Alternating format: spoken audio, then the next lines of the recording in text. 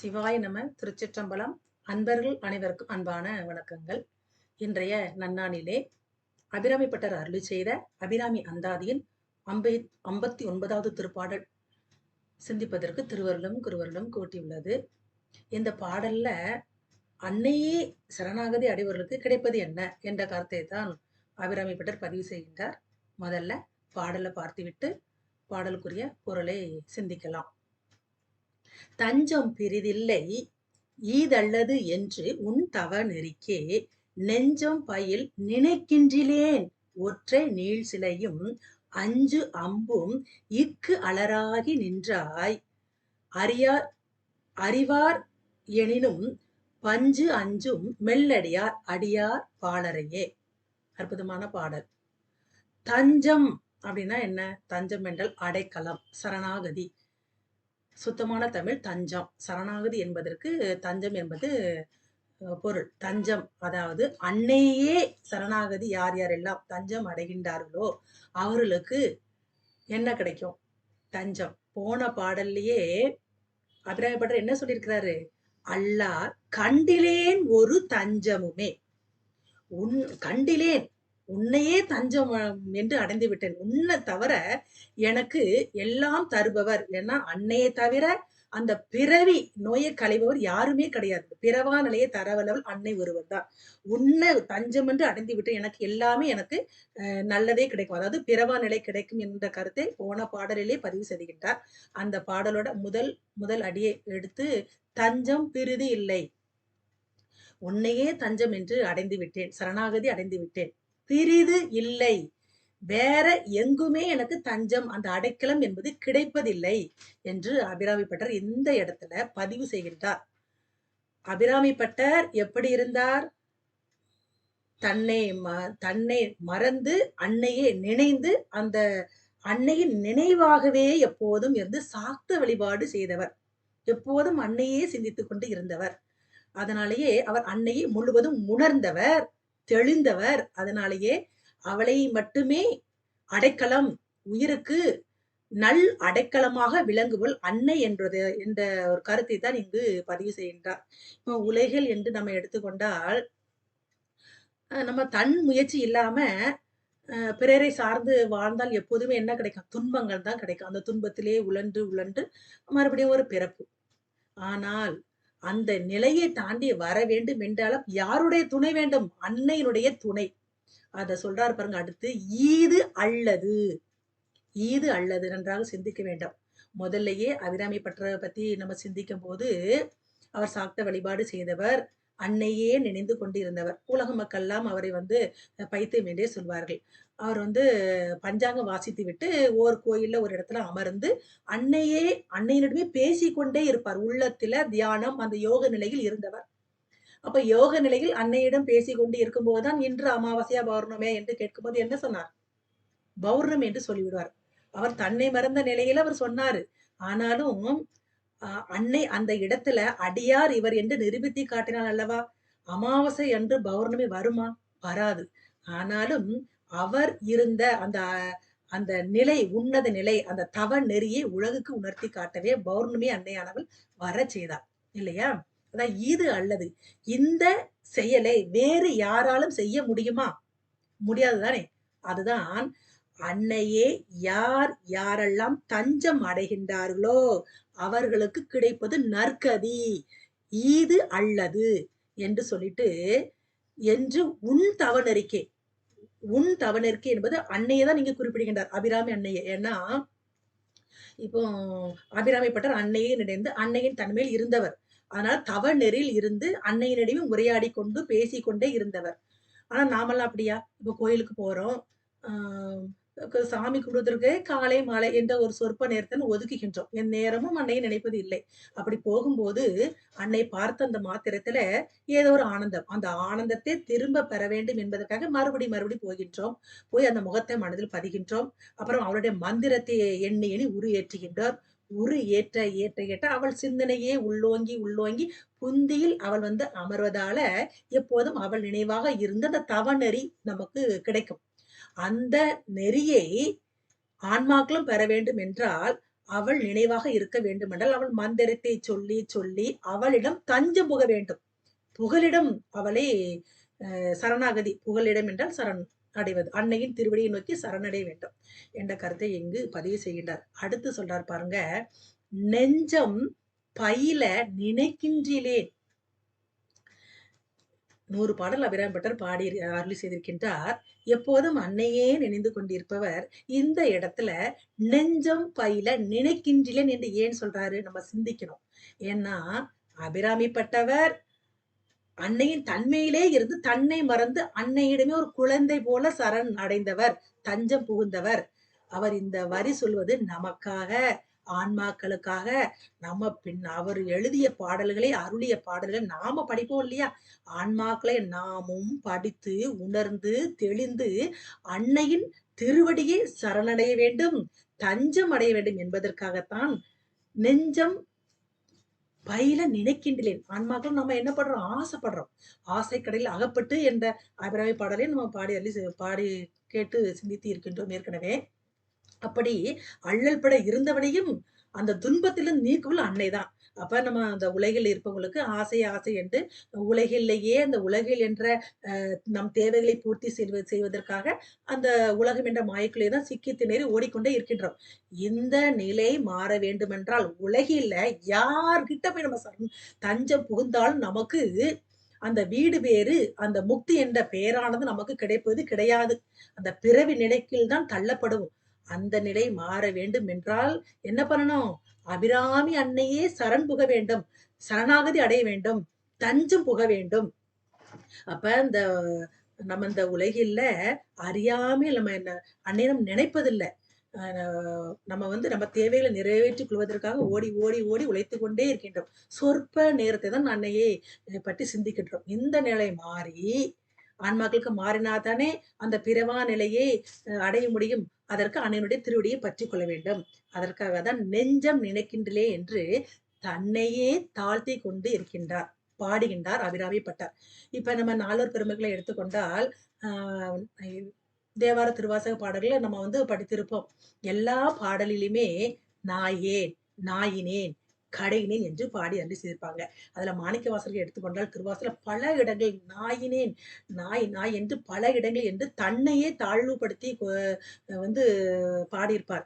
ஏன் அப்படி பாடியிருப்பாருன்னா, அப்படி தாழ்வுபடுத்தியது அவரை குறிப்பிடுவதில்லை. ஆன்மாக்களாகிய நாமும் அந்த தாழ்வு நிலையில் இருக்கின்றோம். அந்த தாழ்வு நிலையை நீங்கி அன்னையை சரணடைய வேண்டும் என்பதற்காகத்தான் தன்னை தாழ்த்தி உலக உயிர்கள் உய்வு பெற வேண்டும் என்பதற்காக பாடி அருளி செய்திருப்பார்கள். அந்த அருளாளர்கள் வரிசையில் தான் அபிராமி பட்டரும் அந்த தன்மையிலே இங்க தன்னை அவர் தாழ்த்தி கொள்கிறார். நினைக்கல, நான் உன்னை நினைக்காம இருக்கிறேன் என்று தன்னையே தாழ்த்தி கொண்டு பாடுகின்றார். அடுத்து சொல்றாரு பாருங்க, ஒற்றை நீள் சிலையும் அஞ்சு அம்பும் இக்கு அலராகி நின்றாள். இந்த இந்த 2வது வரியில என்ன சொல்றாரு? இந்த 3வது வரியில அன்னையினுடைய அந்த அழகு ஓவியத்தை, அந்த தேஜஸ் பொருந்திய அழகின் தோற்றத்தை தான் இங்கு நமக்கு பதிவு செய்கின்றார். அன்னை கையில சிலை போன்று இருக்கக்கூடிய அன்னையானவள் தன்னுடைய அந்த வலக்கையில கரும்பு வைத்திருப்பாள் இல்லையா? ஒரு கையில கரும்பு வைத்துக் கொண்டு அந்த வழக்கின் மேற்புறத்துல மேலே இருக்கிற கையில 5 மலர்கணைகள் வைத்து இருப்பாள். அந்த மலர் தாமரை, அசோகம், மாம்பு, முல்லை, நிழற்பவம். இந்த 5 மலர்களும் உயிர்களுடைய அந்த பொறிகளை குறிக்கும். ஏன்னா இந்த உலக உயிர்கள் ஐம்பொறிகளுக்கு கட்டுப்பட்டே தான் இந்த உலகம் என்ற மயக்கிலேயே சிக்கி சுழண்டு கொண்டே இருக்கின்றன. இந்த ஐம்புலன்களை கட்டுப்படுத்தி ஒடுக்க வல்லவள் அன்னை. அதைதான் இப்ப ஐம்புலன் என்பது மெய்வாய் கண்மூக்கு செவி. இந்த மெய்வாய் கண்மூக்கு செவி ஐம்புலன்களோடு புலன்களோடு தொடர்புடையது. ஏன்னா கண்ணு இருக்குது, கண்ணு தானா பாக்குதா? சூரியனிடமிருந்து ஒளியை பெற்று தான் பாக்குது. காது தானால ஓசை கேக்குதா? இல்லதானே? அப்போ இதைத்தான் ஐம்புலன்கள் என்பதை ஓசை, ஊறு, ஒளி, சுவை, நாற்றம் என்று நம்ம சித்தாந்தல படித்திருக்கின்றோம். அதை தன் மாத்திரைகள் என்று நம்ம சொல்வோம். வரலாறுகள் சொல்லியிருப்பாங்க. அந்த இந்த தன் மாத்திரைகளை அடக்க உள்ளது யாரு? அன்னையுடைய இந்த மலர் கணைகள். அப்ப இந்த கரும்பு என்பது மனதை குறிக்கும். மனம் அங்கு எங்க தடுமாறி ஓடுகின்ற அந்த மனதை அடக்கி அவளுடைய அந்த கட்டுப்பாட்டுகள் வர செய்து, ஐம்புலன்கள் கட்டுப்பட்டாலே அங்க யார் வந்து குடிகொள்வா? அன்னையின் அருளால் தான் ஐம்புலன்கள் அடக்கப்படும், ஒடுக்கப்படும். அப்ப அன்னை வந்து அ புனிதரும் நீயும் புந்தியில் எந்நாளும் பொருந்துகவே என்று நம்ம முந்தைய பாடல்கள்லாம் சிந்தித்து இருக்கின்றோம். அப்ப அம்மையப்பர் வந்து நம்ம புந்தியில அமர்ந்துட்டா, நம்ம பேசுகின்ற வார்த்தைகள இனிமையான சொற்களாக அன்பு அன்பு அன்பு மேலோங்கி, மேலோங்கி, மேலோங்கி அன்பு நெறிக்கு நம்ம வந்து ஆட்கொள்ளப்படும். யாரால? அன்னையினால. அப்ப அந்த நிலைக்கு வரசிவள் அன்னை. அதனால தான் அவளுடைய தோற்றத்தை ஒ ஒ ஒற்றை சிலையும், 5 அம்பும், இக்கு என்பது இங்கு கரும்பை குறிக்கும். அலராகி நின்ற என்று குறிப்பிடுகின்றார். உயிர்களுடைய அந்த ஐம்புலன்களை ஒடுக்கி, அந்த மனத்தை தெளிவுபடுத்தி, சிவ சிந்தனையில் நிற்க செய்பவள் யாரு? அன்னை அபிராமி அன்னை. அடுத்து நிறைவாக என்ன சொல்கிறார் பாருங்க. பஞ்சு அஞ்சும் மெல்லடியார் அடியார் பாலரையே. பஞ்சு பஞ்சு போல இருக்குதாம். இப்போ அவளுடைய பாதங்கள் எப்படி இருக்குதா? பஞ்சும் அஞ்சும் மெய்யடியார் மெய்யடியார் அன்னையே நினைந்து உருகி அவள் தன்மையில் இருக்கும் அடியார்களுக்கு அந்த அவளுடைய பாதங்கள் பஞ்சு போன்ற அந்த பஞ்சு பஞ்சு கூட அஞ்சுமா அந்த அளவு மென்மையானது அவளோட. இந்த மென்மை என்பது அவருடைய மனதை குறிப்பிடுகின்றார். இப்போ வந்து உலகில ஒரு தாய் எடுத்துக்கொண்டால் ஒரு குழந்தை தவறு செய்து என்று சொன்னால் அந்த தவறு செய்யும் குழந்தையை தான் அன்னையான என்ன பண்ணுவா? அரவணைத்து அதிக அக்கறை எடுத்து காப்பாள் இல்லையா? உலகில் உள்ள ஒரு தாய் அப்படி என்றால் இந்த அகிலத்துக்குமே அன்னையாக விளங்கக்கூடியவள் அகிலாண்ட பரமேஸ்வரன் அபிராமி அன்னை. அப்ப அவ எப்படி அந்த குழந்தையை எந்த குழந்தையும் தவறான வழிக்கு செல்லும் போகும் குழந்தையை விட்டு விடுவாளா என்ன? இல்லதானே?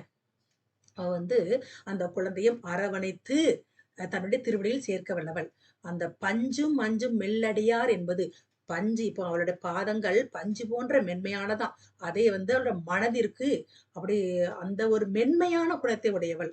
எந்த உலகத்தில் உள்ள எல்லா குழந்தைகளுமே அவளுடைய குழந்தைகள் தான். அப்ப ஒரு குழந்தை நல்வழியில் சென்றாலும் ஒரு குழந்தை தவறான பாதையில் சென்றாலும் அந்த தவறான குழந்தையும் அரவணைத்து தன்னுடைய திருவடியில் சேர்க்க வல்லவள் தான் அன்னை என்ற குறிப்பை வைக்கின்றார். அந்த வரியிலேயே சொல்லியிருக்க உன் தவ நெறிக்கை இப்படி தவ நெறி தவம் என்பது என்ன? அன்னை பெருமானையே நினைந்து தன்னை மறந்து தவம் செய்வது.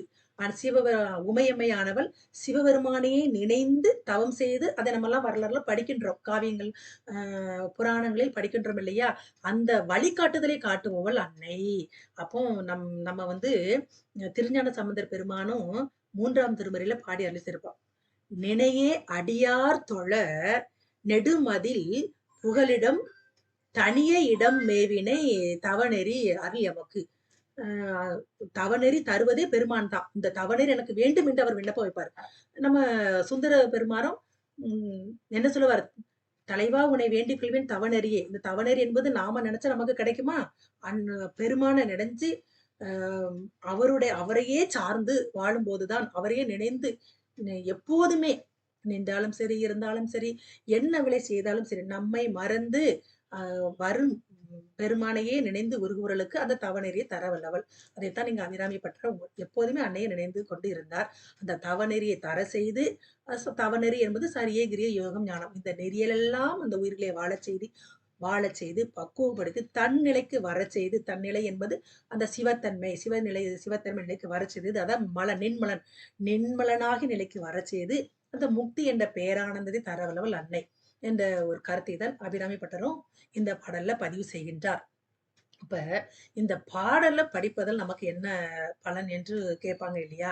எல்லா பாடலுமே பலன் தரக்கூடிய பதிகம் தான். ஏன்னா நம்பிக்கையோட உறுதியோட எந்த தெய்வத்தை கும்பிட்டாலும் ஒரு உறுதிப்பாட்டோடு நமக்கு நன்மை விளைக்கும் ஒரு நம்பிக்கையோட பற்றினா ஒரு தெய்வத்தை கும்பிட்டாலும் பற்றி கும்பிடணும். அதான் மாணிக்கவாசகர் தொழுவனோ பிறர் துணையனோ நினைவனோ என்று பாடி அருளி செய்திருப்பார். அதே போலதான் இங்கேயும் உன்னை தவிர நான் வேற எங்கேயுமே தஞ்சம் போக மாட்டேன். நீதான் எனக்கு தஞ்சம்.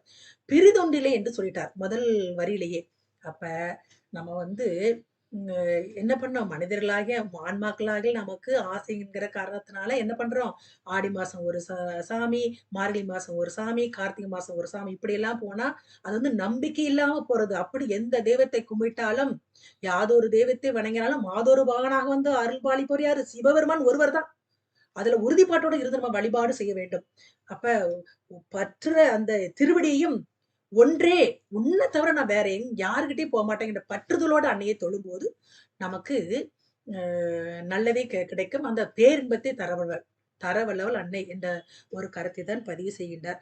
இந்த பாடல காலை, மாலை இருவேளையும் உள்ளம் உருகி, நம்பிக்கையோட, உறுதியோட படிக்கும்போது, அவர்களுக்கு யார் யாரெல்லாம் படிக்கின்றார்களோ, அந்த குழந்தைகளாக இருக்கட்டும், பெரியவர்களாக இருக்கட்டும், தாய்மார்களாக இருக்கட்டும், யாரு படித்தாலும், தாய்மாராக இருந்தால், அவருடைய குழந்தை ஒழுக்கம் உள்ள குழந்தைகளாக, ஒழுக்கம்னு ஒண்ணு வந்துட்டாலே, இறை நம்பிக்கை தன்னால வரும். அப்ப இந்த பாடலே உருகி பாடும்போது, அவர்களுக்கு எல்லா இன்ப நிலைகளையும் தந்து, தன்னுடைய திருவடியில் அன்னையானவள் ஆட்கொள்வாள். அதாவது குழந்தைகள் அந்த ஒழுக்க நெறியில் வளர்வார்கள். தாய்மார்களாக இருந்தால் குழந்தைகள் நலங்கரி படிக்கணும். பிள்ளைகளாக இருந்தாலும் படிக்கலாம். யார் படித்தாலும் ஒருமித்த மனத்தோடு உள்ள முருகி பாடும்போது அவர்களுக்கு அந்த குழந்தைகள் நற்குழந்தைகளாக வளரும். மற்றொரு பாடலில் மீண்டும் சந்தித்து நம் அன்னையை போற்றுவோம் என்று கூறி தங்களிடமிருந்து விடைபெறுவது சிவசாந்தா சண்முகம். மேன்மைக்கொள் சைவநீதி விளங்குக உலகமெல்லாம். திருச்சிற்றம்பலம்.